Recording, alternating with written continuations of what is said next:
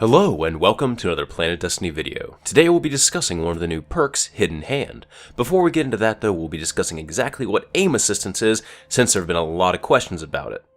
Aim assistance is a stat in Destiny that governs how much your weapon's sights slow down when you put your reticle over a target. It also affects how much your bullets are pulled to the target. You ever tried to hit a Cabal phalanx and your shot's pulled straight into the shield when you know your reticle is hovered right over their hand? That's aim assistance working against you.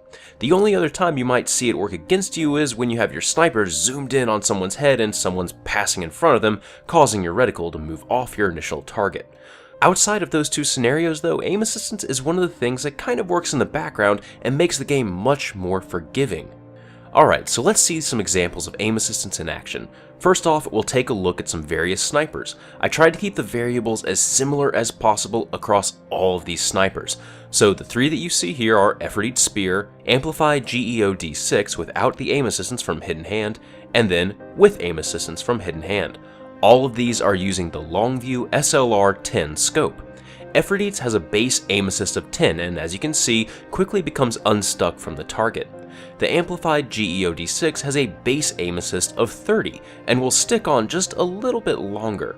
When we use the one with the Hidden Hand perk, again, we see it stick on the target just a little bit longer. Of course, in all of these cases, we're talking about fractions of a second.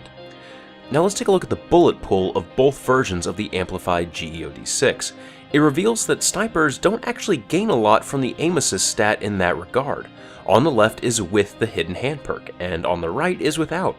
Both of them register a headshot while still not actually touching the head, but if there's any difference in the bullet pull, it's so small that it really can't be measured.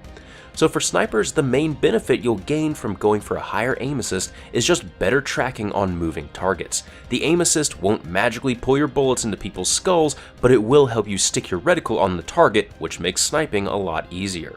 Now let's move on and see how aim assist affects primaries. I chose to do all of these tests with hand cannons since I had the widest array of them. First up, let's look at the bullet pull of these various guns. To put it simply, I didn't see any huge difference in any of the weapons that I used, at least at the start. If you look closely, you can see that the bullets are being pulled closer to the target when they miss, and a lot of the shots are connecting even though the reticle is never actually on the target's head. Hawkmoon has an aim assistance of 50, Thorn, 60, Fatebringer at 61, Word of Crota at 74, Red Hand without Hidden Hand is at 89, and with Hidden Hand is at somewhere above 89. We don't have an actual value for it yet. So after reviewing the footage, let's compare the lowest aim assistance one, Hawkmoon, to the Red Hand with the Hidden Hand perk. There's actually a pretty noticeable difference here. The shots that shouldn't even be remotely close to landing are registering as hits with the Red Hand, and the Hawkmoon has enough pull that if the target was moving, you would have expected that shot to land. The part of aim assistance that governs how long your reticle stays on the targets was honestly inconclusive with primaries. They all had pretty much the exact same amount of stickiness applied to them. So now that we can see how aim assistance applies to a weapon, let's discuss its merits and when you should be trying to go for the Hidden Hand perk itself. In my opinion, primary weapons should be the ones that you should go for the Hidden Hand perk, as sniper rifles really only benefited from half of the perk. Your primary weapon is going to be what you use for most of your work, so having a higher aim assistance can lead to your shots landing just that much easier. Keep in mind, if you're having to land a lot of follow-up shots, pairing a high aim assistance with high stability will mean you can effectively spam the trigger and let the aim assistance pull the bullets back down to the target. This is one of the reasons why I loved Fate of All Fools so much when I got to try it out. The high aim assistance of 75 with the high stability when upgraded worked in tandem so well together that the rest of the weapon didn't really matter. It made the act of precision shooting easier, which is exactly what you want in a weapon. So is Hidden Hand a perk that you should really absolutely roll for? Not really.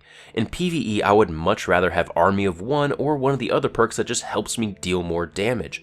However, for PvP, it can be argued that Hidden Hand will help you much more than some of the other perks. You pretty much always want to be aiming for the head in PvP, and Hidden Hand will help you steady your sights on a moving target and will provide a very small amount of bullet pull.